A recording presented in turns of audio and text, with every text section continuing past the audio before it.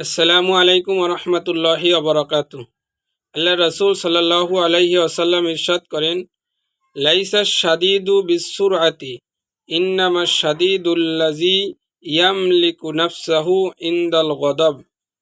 অর্থাৎ ওই ব্যক্তি বীর নয় যে লোকদেরকে বুলণ্ঠিত করে, বরং বীর ওই ব্যক্তি যে ক্রোধের সময় নিজেকে নিয়ন্ত্রণ করিতে পারে।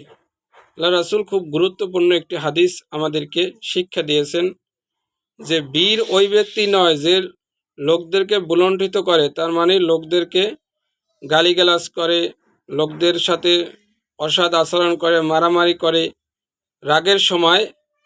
ওই ব্যক্তি বীর যে রাগের সময় নিজেকে নিয়ন্ত্রণ করতে পারে।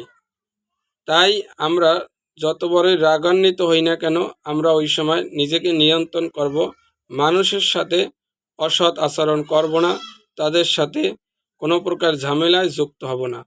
আল্লাহ তাআলা আমাদের সকলকে হাদিসের উপর আমল করার তৌফিক দান করুন, আমিন।